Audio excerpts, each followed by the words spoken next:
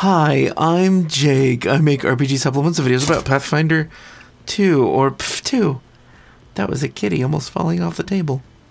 You forgot where your legs were, huh? Anyway, I love PF2, and we're doing more videos on Tian Xia PF2.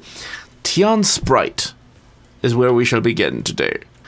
Sprites possess deep connections to magic, along with mercurial personalities that only lightly touch on propriety.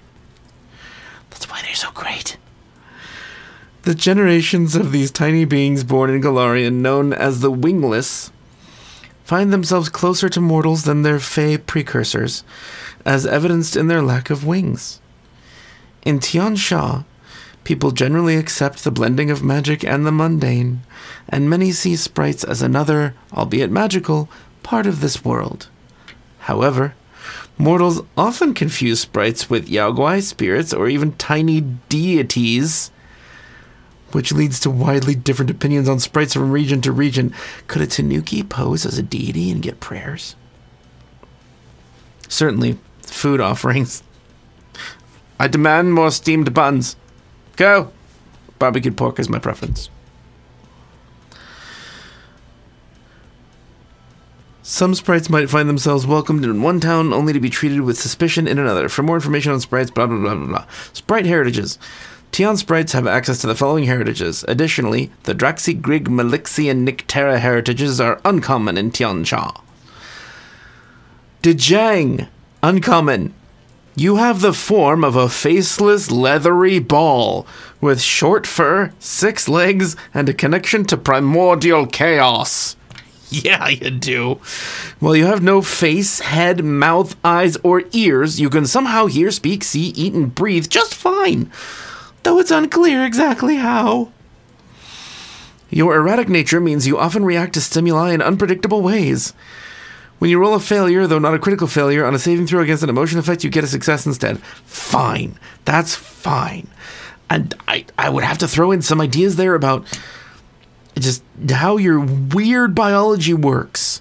Work on that with your GM, because you can come up with some strange stuff. The next sprite heritage is Gandharva, uncommon. You're descended from the self-proclaimed musicians, poets, and dancers of the gods, with a body that's part humanoid and part horse or bird. If you gain wings, they come in many different brilliant colors. Due to your celestial connection, the tradition of any spells or magical abilities you gain from a sprite heritage or ancestry feat is divine instead of its normal tradition, which is normally primal. You become trained in performance, or another skill of your choice if you're already trained in performance, and you can cast Summon Instrument as a divine innate cantrip. That's cool. Mostly useless, but fun. Damn, that's fun. Next sprite heritage, Conchiel, uncommon. You have the head of a mouse deer and hooves instead of feet, with a reputation for being clever and persuasive. Able to get yourself out of sticky situations with wordplay and a bit of luck. You become trained in deception or another skill if you are already trained in deception. Deception's always good. You gain a +1 circumstance bonus to deception checks to lie when specifically attempting to avoid danger or punishment, such as trying to convince a dragon not to eat you. To deception DCs against sense motive checks to uncover such lies, and to initiative rolls when you roll deception for initiative. Okay, that is useful, because yes, it's only for a niche purpose, but it's like multiple niche purposes, so it's still broadly useful, which is good. Last sprite heritage, Lung Li, uncommon. You have the head of a goldfish or carp, and scales that come in an auspicious combination of stark white, black, orange, red, and gold. If you gain wings, they appear much like the wispy hairs of a dragon. Wispy hairs? Dragons have wispy hair wings? Okay. I guess I'm not familiar with the Tian Xia dragons. You gain a swim speed of 10 feet and the amphibious trait. Yeah! Like all creatures with the amphibious trait, you can breathe both water and air. I love that. Extra options for survival is always good, especially if you have a dick for a GM. Sprite Ancestry Feats. The following ancestry feats are available to sprites with ties to Tian Xia, though some have since become common across Golarion. The Corgi Mount feat is uncommon in Tian Xia. Well, yeah, because there probably aren't as many corgis, because they're Irish. First level feats. There's only one. Charmed Sleep. Level 1 feat. When you sleep, you turn into an inanimate object a little smaller than a human's thumb, easily overlooked and carried. This was shared in our Discord server by Unseelie. Thank you. I love this. Being in your charmed sleep counts as setting up a disguise for the impersonate use of deception, except that you impersonate an object instead of a creature. It gives you +4 status bonus to deception checks to prevent others from seeing through your disguise, and you add your level even if you're untrained. While in your charmed sleep, you can be picked up and carried as easily as any small object. This effect immediately ends as soon as you wake. Somebody mentioned in our server changing into a flower petal, and that's cute. Morguline mentioned changing into a piece of candy, and then another player eating you. I love that. Okay. That's funny. It's a really cool, really fun, versatile, flavorful feat. New Sprite Sparks are also part of this book's entry on sprites because their heritages have their own Sprite Spark types for the Sprite Spark feat from the Ancestry Guide, page 130.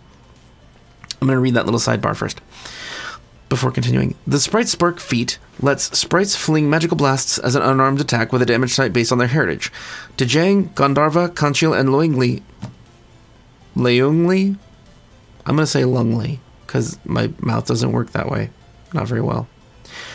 Lungli sprites with Sprite Spark gain the following unarmed attacks. Each has the trait associated with the damage type, except for the Lungli's Surging Splash, which has the water trait. Dejang, Primordial Pulse Spirit. Ooh, neat. It's the chaotic one. Gandharva, Celestial Song. That makes sense. You summon an instrument, so that's sonic damage. Conchil, Puzzling Bolt. Mental damage. Makes sense. You have deception. You try to trick people. Lungli, Surging Splash. Bludgeoning. Cool. It's the fish sprite. Alright, level 5 feats. Speak with the Sleeping. Access Tian Xia Origin. And remember, access just means that it changes the uncommon trait to common. So you can still pick this if you're not from Tian Xia. In general. You can speak to all inanimate objects and the slumbering spirits within them. Once per day. Oh, only once per day.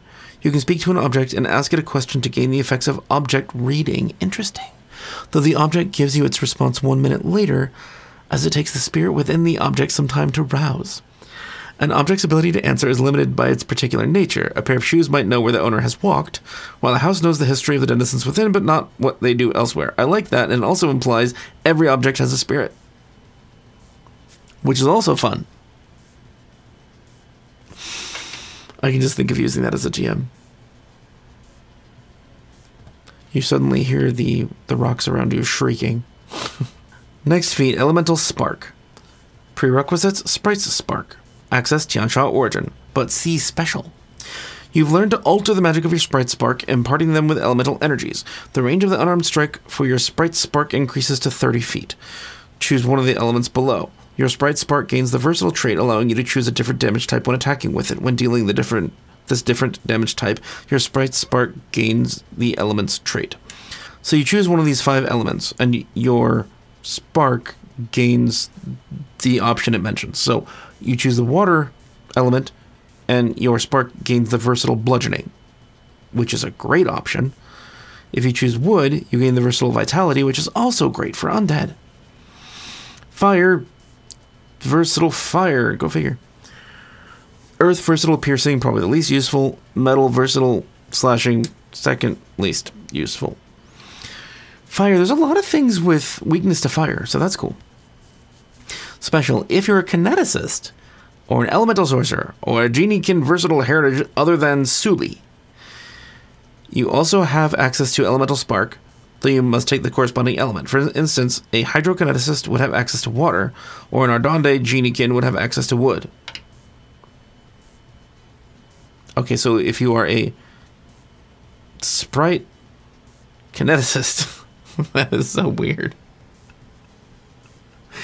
Okay.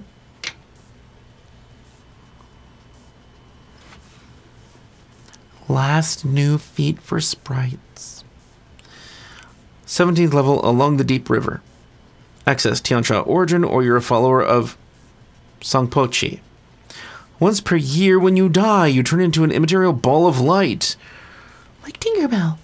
After a week, you return to life with the effects of a successful but not a critically successful 9th rank reincarnate ritual. You always reincarnate into a sprite, but you reincarnate as a randomly selected sprite heritage. Oh, wow, that's interesting. That's fun. Yeah, okay. As, the Yagoi have something similar now. That's cool. I like that.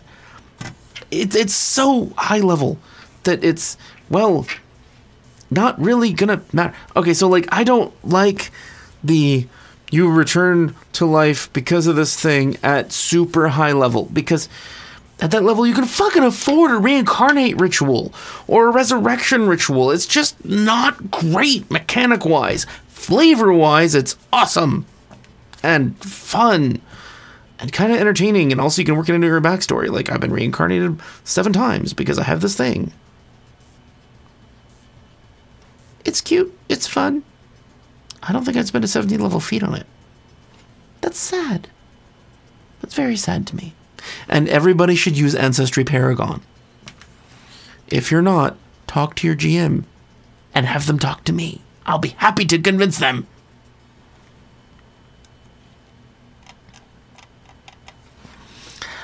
And that's the new sprites.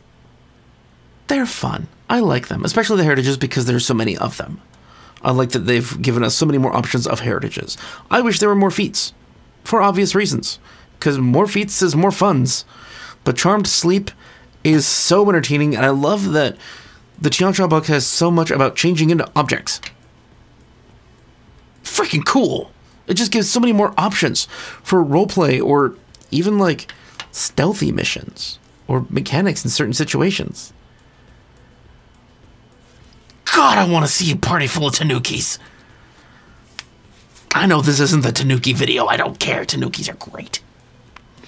Thank you for being here. Thank you for joining me. If you are a patron, I appreciate your help. Thank you for patronizing me all the time and helping the channel. If you're not a patron and you want to join our Patreon, the link's in the description. This month, all patrons have a chance to win the blue bag behind me. It's really big dice bag.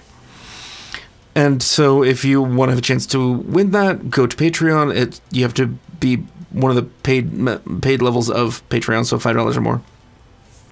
Anyway, if you want to see more Tian Xia stuff, it's in this playlist here. If you want to see lots of archetypes, it's in this playlist here. Thank you for being here. Talk to you soon.